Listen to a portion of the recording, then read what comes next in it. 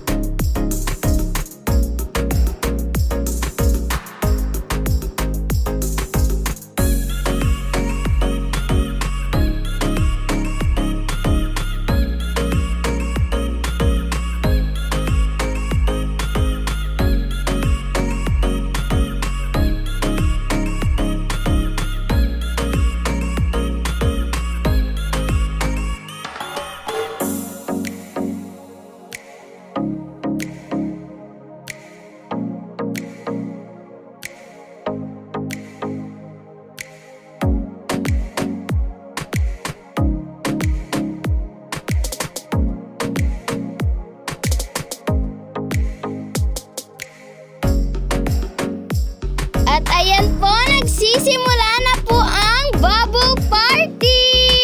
Naku po mga guys, mukhang masaya nga naman po ang nagsiswimming habang po may pa-bubbles! Ayan po mga guys, oh, para po nag-snow! Ayan po si Tito Matt, nagsiswimming po!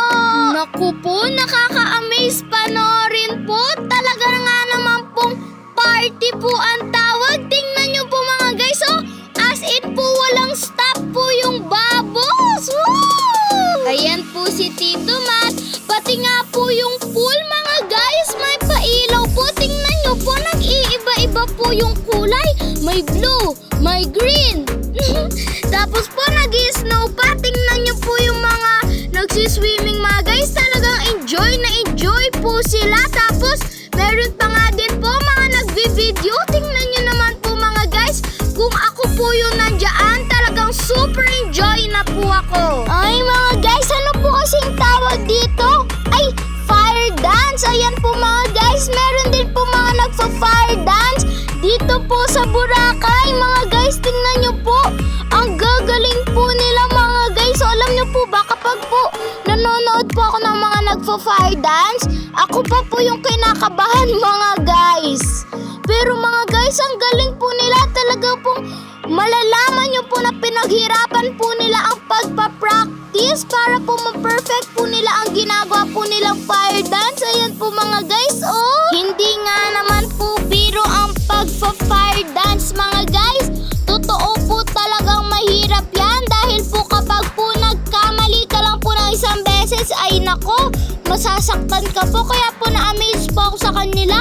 Tingnan nyo po mga guys, ang gagaling po nila, oh! At ayan po sila Tito Matt.